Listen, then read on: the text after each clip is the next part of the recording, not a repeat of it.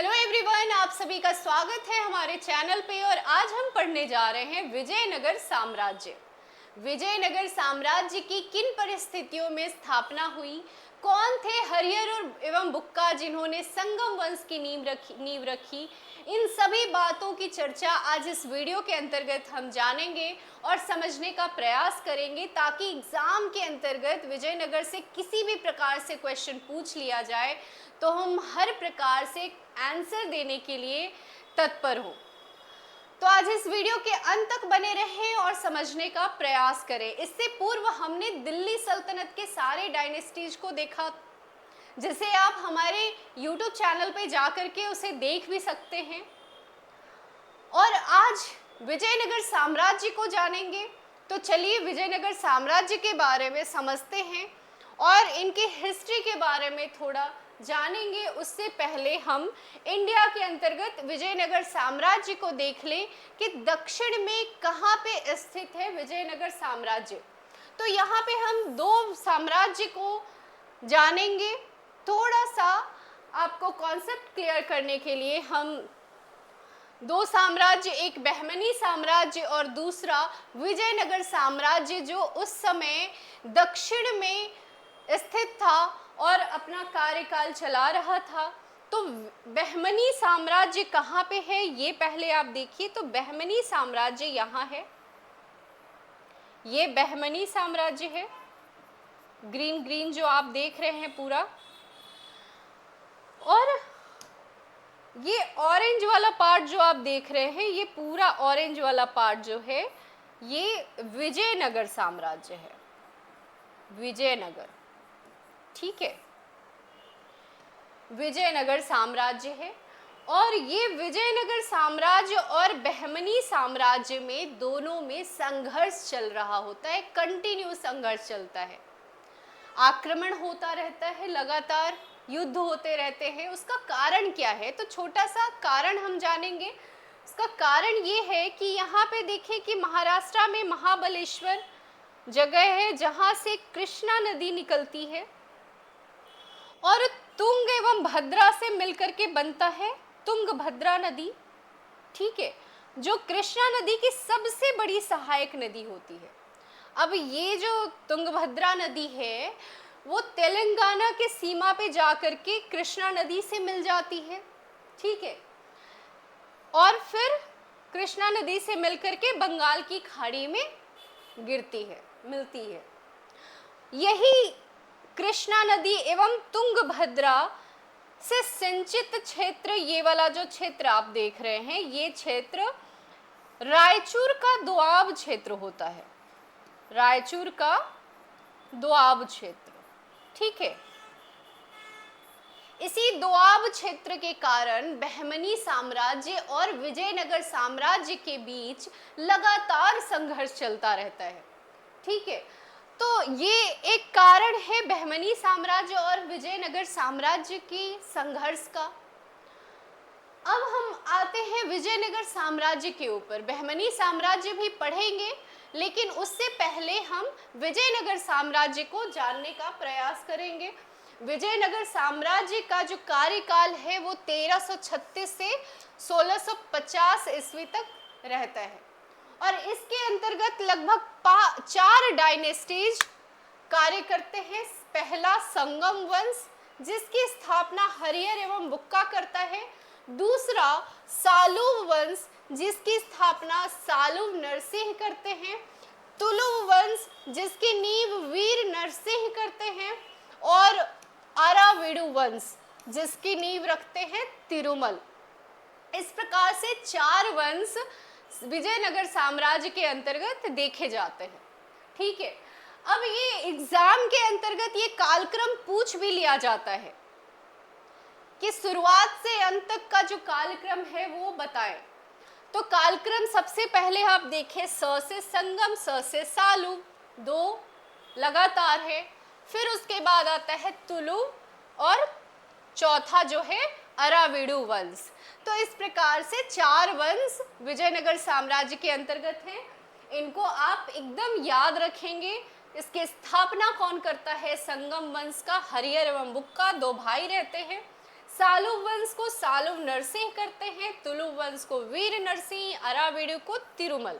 ये बिल्कुल याद रखना है क्योंकि विजयनगर साम्राज्य से लगातार क्वेश्चन बहुत अधिक पूछे जा रहे हैं, तो ये ध्यान में रखना है। विजयनगर साम्राज्य की स्थापना तुंगभद्रा नदी के किनारे की जाती है, ये भी याद रखना है। ठीक है, हरिहर एवं बुक्का तुंगभद्रा नदी के किनारे विजयनगर साम्राज्य की स्थापना करते हैं और संगम युग की नींव रखते हैं। अब थोड़ा सा हिस्ट्री समझेंगे हरिहर एवं बुक्का के बारे में। हरिहर एवं बुक्का के हिस्ट्री में समझेंगे। विजयनगर साम्राज्य की स्थापना हरिहर एवं बुक्का करते हैं। ये दो भाई हुआ करते हैं, लेकिन इससे पूर्व विजयनगर साम्राज्य से पूर्व की जो स्टोरी है उसको भी जानना अत्यंत आवश्यक है। हरिहर एवं बुक्का जो है वो काकतीय वंश के राजाओं के सामंत हुआ करते थे। काकतीय वंश के राजाओं के सामंत हुआ करते थे। ठीक है, कौन? हरिहर एवं बुक्का। अब जब काकतीय वंश पे अटैक होता है तुगलक डायनेस्टीज का, जिस समय जो मोहम्मद बिन तुगलक है वो उस समय शासनकाल चला रहे होते हैं। मोहम्मद बिन तुगलक के समय ही ये दोनों जो साम्राज्य है उसका स्थापना हो चुका था। ये भी क्वेश्चन पूछ लिया जाता है कि बहमनी साम्राज्य और विजयनगर साम्राज्य के समय दिल्ली सल्तनत के अंतर्गत कौन सा वंश चल रहा होता है? तो तुगलक वंश चल रहा होता है। और तुगलक वंश के अंतर्गत कौन शासन कर रहे होते हैं? तो मोहम्मद बिन तुगलक। ठीक है, मोहम्मद बिन तुगलक, मोहम्मद बिन तुगलक। ठीक है, अब ये काकतीय वंश पे जब आक्रमण करते हैं तो हरिहर एवं बुक्का जो है वो भाग करके कहाँ चले आते हैं? कंपोली में। ठीक है, यहाँ से भागते हैं और कंपोली में जाकर के मंत्री के रूप में कार्यरत हो जाते हैं। लेकिन मोहम्मद बिन तुगलक कंपोली को भी जीत लेता है और कंपोली पे जीतने के पश्चात हरिहर एवं बुक्का को बंदी बना करके दिल्ली ले करके जाता है और वहाँ पे उसे इस्लाम धर्म स्वीकार कराता है। दोनों ने इस्लाम धर्म को स्वीकार भी किया। उसके पश्चात इन्हें दक्षिण अभियान के लिए भेजा जाता है। कुछ क्रूर राजाओं को दबाने के लिए, विद्रोहियों को दबाने के लिए इन्हें भेजा जाता है दक्षिण अभियान के लिए।